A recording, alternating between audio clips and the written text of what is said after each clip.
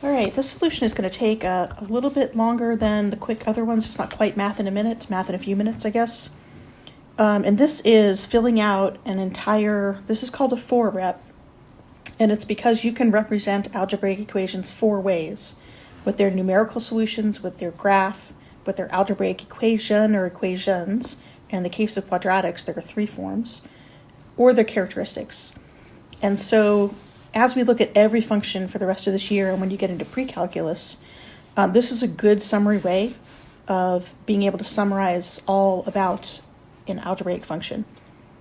So we're going to take the equation f of x is equal to x plus 5 times x minus 3. So that's factored form. And we're going to follow the steps below to fill out the 4-rep on the next page.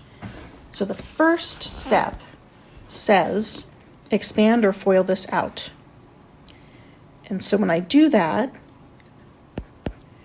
my x term has got to multiply both terms in the x minus 3, and my plus 5 multiplies both terms in the x minus 3. So I get x squared minus 3x plus 5x minus 15. Let me check that. X squared minus 3x plus 5x minus 15. And when I combine those, I have an x squared by itself, minus 3x plus 5x is plus 2x, minus 15.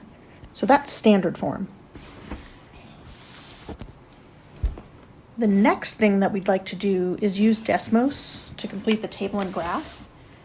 And I'm going to put this into the solution later because I'm not currently using Sidecar. So you cannot see this part, but I'm going to Desmos. And you can actually type it in factored form or in standard form. I'm going to type it in a factored form because I absolutely know I haven't made any mistakes yet, because that's where we started. Right, so I typed in f of x equals parentheses x plus 5 and parentheses x minus 3. And when I did that, discover that the vertex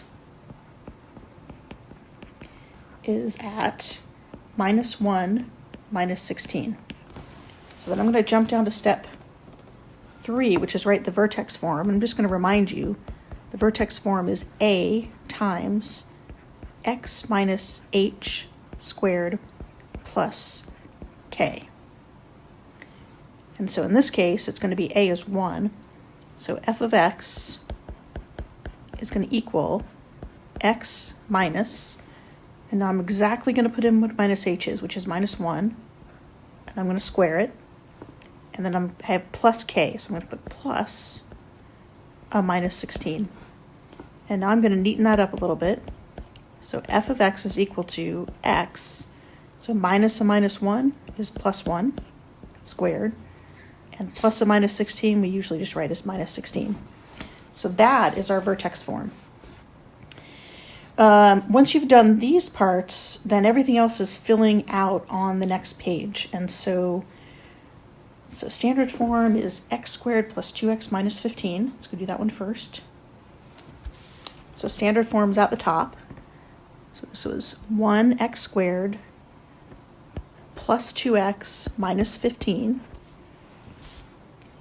And then vertex form was plus 1 squared and minus 16. So vertex form is here, so plus 1 minus 16, and we know a is 1, and we started with x plus 5 times x minus 3. So x plus 5 times x minus 3. All right, now you can do this in a variety of orders. So the vertex we saw in Desmos, or you can get from the vertex form of the equation, is going to be at minus 1 comma minus 16. And then these are directly what the axis of symmetry and min or max are. So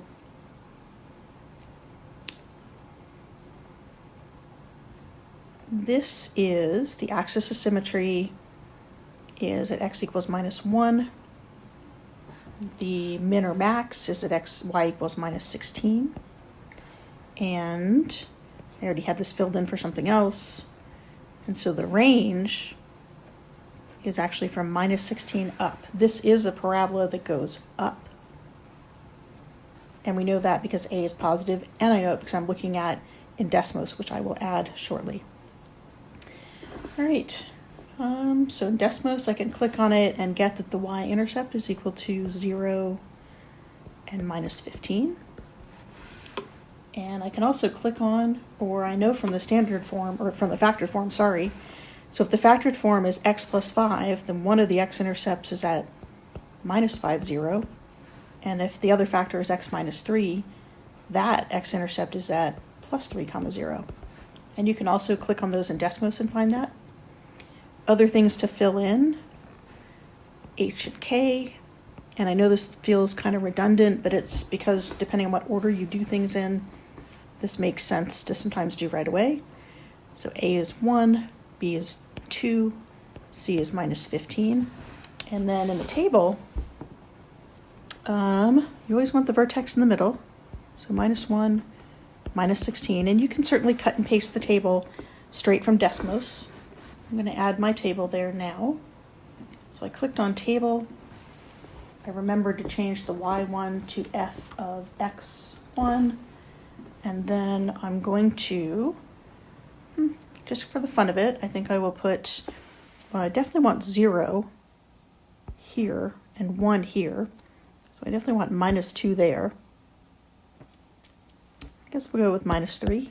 Sometimes I space them further out, but I'll just go with that. All right, so when I put those in Desmos, at minus 3, this function, if I put in minus 3 for x, f of x is minus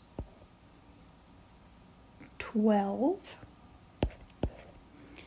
If I put in minus 2 for x, then f of x is minus 15. If I put in minus 1, I get minus 16 out, which we know is our vertex. If I put in 0 for x, that's my y-intercept, I get minus 15 out. And if I put in 1, I get minus 12. Those are all as expected. And that's it. I'm going to pop in the graph from Desmos and add it to the solution when I post this. And so that's all. Have a great day.